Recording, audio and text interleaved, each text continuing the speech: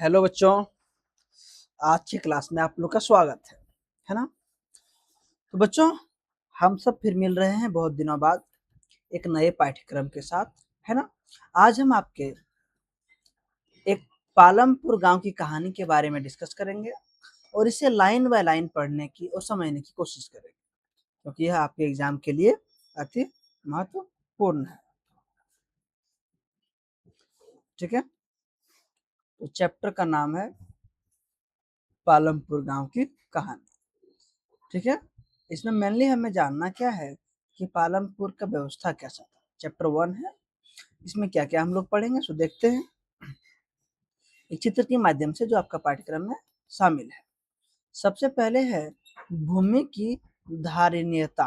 क्या है कि भूमि किस प्रकार से वहां धारणीयता था। दूसरा है गांव में भूमि का वितरण किस प्रकार जमीन को बांटा गया था। तीसरा है उत्पादन वृद्धि के उपाय कि किस उत्पादन के वृद्धि में कौन कौन से उपाय शामिल थे। चौथा है श्रम एवं पूंजी की आवश्यकता। श्रम मतलब लेबर होता है, मेहनत। पूंजी मतलब खर्च जो होता है, निवेश जो होता है। नेक्स्ट है भूमि एक स्थिर साधन है। किस तरह से भूमि एक स्थिर साधन है। नेक्स्ट है कृषि उत्पादों की बिक्री कि कृषि द्वारा उत्पादित सामान की बिक्री कैसे होती थी।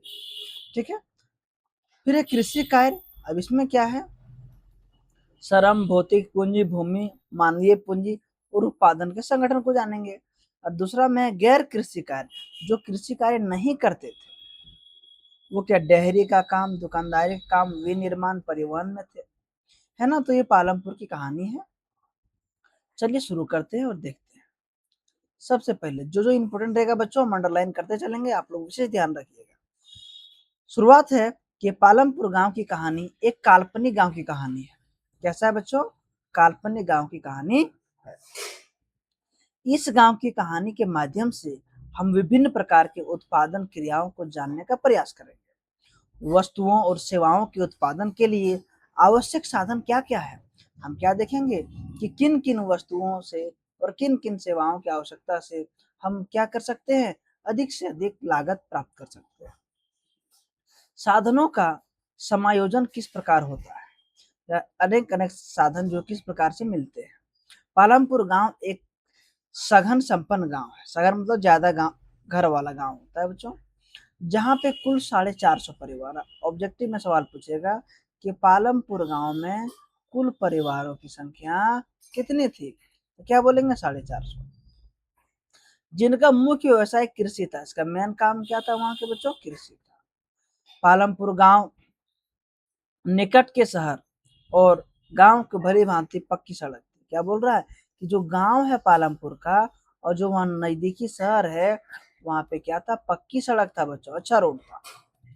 परिवहन के लिए बैलगाड़ी, या कौन कौन से संसाधन थे वहां पे ट्रांसपोर्ट के लिए, बैलगाड़ी, बग्गी, बग्गी मतलब घोड़ा गाड़ी, जीप, ट्रैक्टर, ट्रक, मोटरसाइकिल जैसे साधन उपलब्ध था। ठीक है, गांव में किसान विद्युत चालित नलकूप एवं अन्य मशीन की मदद, सोचिए कि गांव काफी डेवलप था क्योंकि नलकूप है, मशीन वगैरह लगा हुआ है ना। चलिए उत्पादन का संगठन को देखते, दूसरा चित्र आपका चैप्टर में है। उत्पादन का संगठन भूमि है, मानवीय पूंजी है, श्रम है, भौतिक पूंजी है, स्थिर पूंजी है, कार्यशील पूंजी है। क्या है देखते हैं। हमें जिन वस्तुओं और सेवाओं की आवश्यकता होती है उन्हें उत्पादित किया जाता है, मतलब उत्पन्न किया जाता है, जैसे भी करें। उत्पादन के लिए 4 साधन, पहला भूमि, दूसरा श्रम, तीसरा भौतिक पूंजी, अर्थ, चौथा मानवीय पूंजी। इन 4 चीजों की आवश्यकता होती है। कौन कौन से बच्चों, तो भूमि, श्रम, भौतिक पूंजी और मानवीय पूंजी। उत्पादन उपयुक्त 4 साधनों के संयोजन संयोजित संगठन से होता है। उन्हें उत्पादन के साधन या कारक कहते हैं। पूछेगा उत्पादन के कारक कौन कौन से हैं, ये चारों आप लिखिएगा बच्चों। ठीक है, चलिए आगे देखते हैं भूमि किस प्रकार से था। तो भूमि जो है ना, उत्पादन का पहली आवश्यकता है बच्चों। भूमि क्या है, उत्पादन का पहली आवश्यकता है। ठीक है, भूमि एक एवं अन्य प्राकृतिक साधन जैसे कि जल, वन, खनिज इसके अंतर्गत सब आते हैं। नेक्स्ट है बच्चों श्रम। जो लोग काम करते हैं उन्हें श्रम कहते हैं, श्रमिक कहते हैं। श्रम कुशल, अकुशल, शिक्षित, प्रशिक्षित कैसे भी हो सकते हैं। श्रम कुशल मतलब ट्रेंड, जो ज्यादा जानकार हो। अकुशल मतलब जिसको जानकारी का अभाव हो। शिक्षित मतलब पढ़े लिखे वर्ग जो होते हैं थोड़े। और प्रशिक्षित मतलब जो ट्रेनिंग दिए जाते हैं। नेक्स्ट है बच्चों भौतिक पूंजी। उत्पादन के प्रत्येक स्तर पर कई तरह के आगत की आवश्यकता होती है, जैसे कि मशीन, औजार, भवन, संयंत्र, जनरेटर, कंप्यूटर इत्यादि। ऐसे साधनों को उत्पादन में एक बार शामिल करने पर कई वर्षों तक प्रयोग में लाए जाते हैं। तो तुरंत तो खराब नहीं होता बच्चों, सालों साल तक चलता है सब, और मरम्मत भी हो जाता है। उत्पादन के कुछ साधन जैसे कच्चा तेल, कर्मचारियों के दी जाने वाला भुगतान जो नगद मुद्रा के रूप में होती है, कार्यशील पूंजी कहलाते हैं। कार्यशील पूंजी क्या है बच्चों, जो कहते हैं पैसा से जो हम लोग कर सकते हैं। लेबर चार्ज हो गया, कच्चा तेल खरीदते हैं, कर्मचारी का पेमेंट होता है। ऐसे साधन उत्पादन प्रक्रिया के दौरान समाप्त हो जाते हैं। क्या बोलते हैं आप, देखो उत्पादन के दौरान पैसा तो खत्म हो गया ना, तो वो समाप्त हो जाता है। नेक्स्ट है बच्चों मानव पूंजी। उद्यम वह कुशल ज्ञानवान मानव होता है जो उत्पादन को सफल बनाने के लिए उत्पादन के अन्य साधनों, भूमि, पूंजी एवं श्रम को संगठित करता है। इसे मानवीय पूंजी कहते हैं। ठीक है बच्चों, मानवीय जो लोग इसमें सफल रूप से कार्य करते हैं। नेक्स्ट चित्र है आपका चित्र 1.3 में। कृषि कार्य कैसे होता है, भूमि अस्थिर साधन होता है, उत्पाद वृद्धि के उपाय चाहिए, भूमि की धारणीयता चाहिए, गांव में भूमि का वितरण किस प्रकार है, श्रम एवं पूंजी का आवश्यकता है, कृषि उत्पाद की बिक्री किस प्रकार है। ठीक है बच्चों, अब भूमि स्थिर सुधार किस प्रकार होता है सुनिए। भूमि उत्पादन का एक स्थिर साधन है। भूमि क्या है, उत्पादन का एक स्थिर साधन, क्योंकि भूमि तो जहीं का वहीं रहता है। इसकी पूर्ति को बढ़ाया नहीं सकता, जमीन को बढ़ा सकते हैं।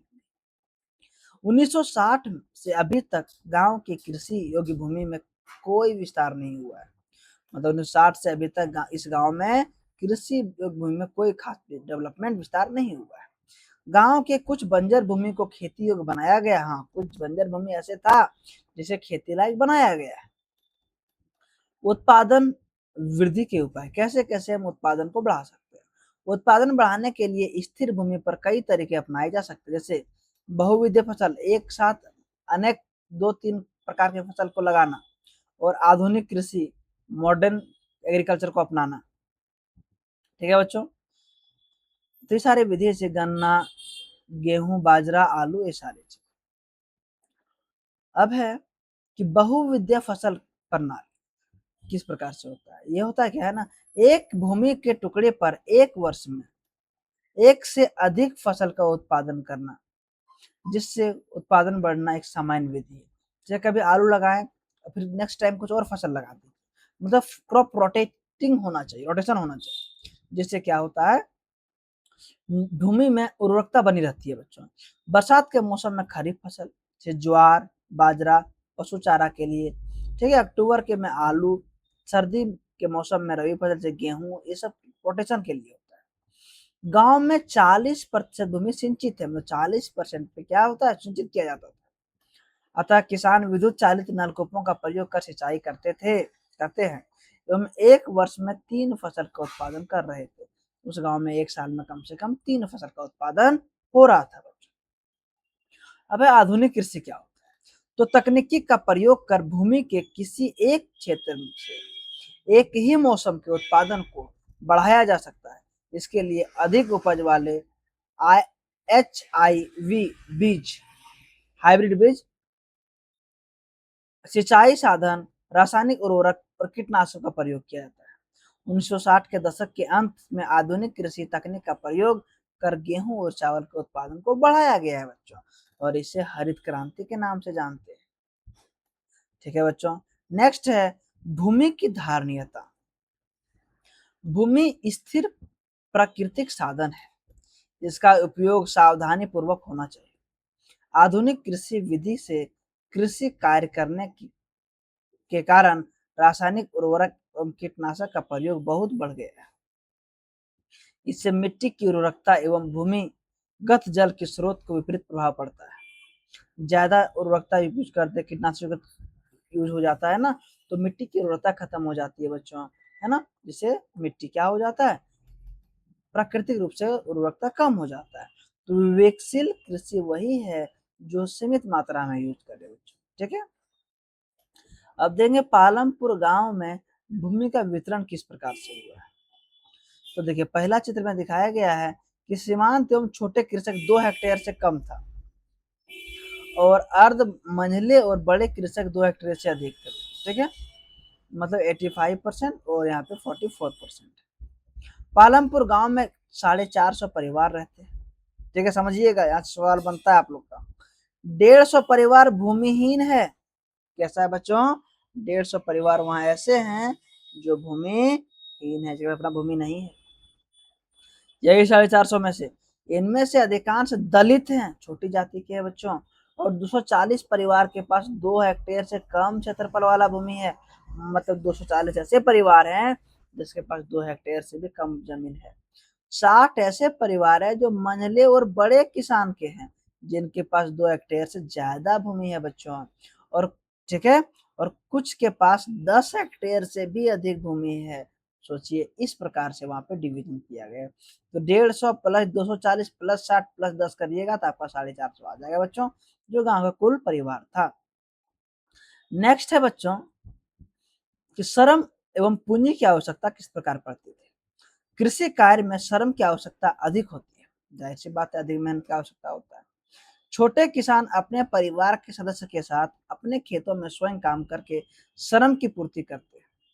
और मंझले और बड़े किसान, अब छोटे किसान तो क्या करते हैं, अपने साथ खुद कार्य करते, जबकि मंझले और बड़े किसान ठीक है, भूमिहीन किसानों श्रमिकों को, छोटे किसानों को किराए पर काम करते हैं और श्रम के बदले भुगतान पैसा वगैरह देते हैं, अनाज भी देते हैं बच्चों। गांव में भूमिहीन श्रमिकों एवं मजदूरों की आर्थिक स्थिति अच्छी नहीं थी, क्योंकि अगर जमीन रहता, अपना खेती करता, तो स्थिति खराब क्यों रहता। श्रमिक को वर्ष भर काम नहीं मिलता था, मजदूरी की न्यूनतम मजदूरी दर से कम मिलती थी, मतलब सोचो जितना उसका लेबर तक कॉस्ट था उतना भी नहीं मिलता था। श्रमिकों की संख्या अधिक होने के कारण श्रमिक कम मजदूरी दर पर भी काम करने को तैयार रहते थे, मतलब भले लेबर कॉस्ट कम पे भी काम कर लेता था। आधुनिक तरीके से खेती करने के लिए अधिक पूंजी की आवश्यकता होती थी, ठीक है।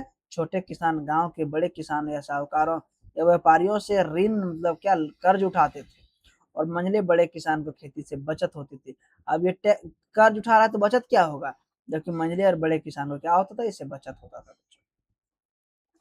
कृषि उत्पादन की बिक्री कैसे होती थी, समझिए। वहां छोटे किसान के पास कृषि उत्पादन कम होता था और परिवार के उपभोक्ता के लिए उत्पादन रखने के बाद काफी कम अधिवेश गेहूं बचते थे, मतलब घर का खर्च जो था उसका, गेहूं वगैरह का उत्पादक का, उसको निकालने के बाद बहुत कम बचता था, जिससे वे पास के बाजार में बेच देता था।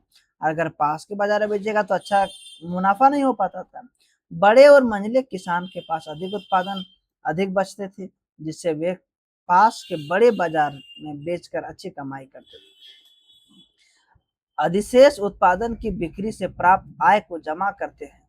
बचत का उपयोग अगली फसल में पूंजी के रूप में छोटे किसान को कर्ज देते हैं और स्थिर पूंजी को पशु में खरीदने में करते हैं। बड़ा किसान जब बचत ज्यादा होगा तो छोटा किसान को कर्ज भी देता था, पूंजी भी बनाता था और पशु भी खरीदता था बच्चों। अब जानेंगे जो गैर कृषि, जो वहां पे कृषि काम नहीं करता था, वो क्या करता था, वो डेयरी का काम, परिवहन का काम, विनिर्माण का काम या दुकानदारी काम करता था बच्चों। Next dairy. पालमपुर गांव में कृषि के बाद डेयरी सबसे प्रचलित व्यवसाय था, मतलब खेती के बाद डेयरी सबसे प्रचलित था बच्चों। लोग पशुपालन करते हैं एवं दूध को निकट के बड़े गांव में बेच देते हैं। बड़े बाजार में दूध संग्रह एवं शीतलन केंद्र भी है, जहाँ दूध बेचा जाता था, मतलब जहाँ पे दूध को स्टोर किया जाता है। दूसरा है बच्चों विनिर्माण। विनिर्माण कार्य छोटे पैमाने पर फसल उत्पादन तकनीकी से परिवार के सदस्यों के साथ मिलकर किया जाता है। क्या है, जो छोटे तौर पर परिवार के अन्य लोग मिलकर करते हैं, किंतु कभी कभी श्रमिक को किराए पर भी रखा जाता है। गन्ने के किसान से गुड़ निर्माण में किराए पर रखता था बच्चों। दुकानदार, गांव के छोटे छोटे दुकानदार हैं जो दैनिक जीवन की वस्तुएं जैसे चाय, तेल, बिस्किट, साबुन, toothpaste, battery, copy, pen, pencil, कपड़े सब बेचता था बच्चों और अपना जीवन यापन करता था। नेक्स्ट और अंतिम है परिवहन। परिवहन तेजी से विकसित, क्या बच्चों, परिवहन तेजी से विकसित होता है, होता क्षेत्र है। गांव पक्की सड़क से जुड़ा था, अतः कोई तरह की वाहन चालन, रिक्शा वाले, तांगा वाले, जीप, ट्रक ड्राइवर आदि ये वस्तुएं और लोगों को एक स्थान से दूसरे स्थान तक पहुंचाते थे। तो ये ओवरऑल तो बच्चों पालमपुर गांव का क्या था, कहानी था। ठीक है बच्चों, चलिए अगर देखिए इसमें क्वेश्चन आंसर भी है बच्चों, अगर आपको क्वेश्चन आंसर चाहिए तो आप मैसेज कर दीजिएगा, जिसे हम क्या करेंगे, कंप्लीट क्वेश्चन आंसर भी आपको इसका मिल जाएगा बच्चों। तो आज की क्लास को यहीं रखते हैं, अगर आपको इसका सॉल्यूशन चाहिए कमेंट करिएगा, अगला वीडियो इसका सॉल्यूशन पे ही रहेगा बच्चों। ठीक है, फिर मिलेंगे हम लोग नेक्स्ट क्लास में बच्चों। अगर आप लोग को वीडियो पसंद आ रहा है तो अधिक से अधिक अपने दोस्तों में शेयर करें, ताकि उन्हें अधिक से अधिक लाभ मिल सके और हमें भी मोटिवेशन मिलता रहे। धन्यवाद।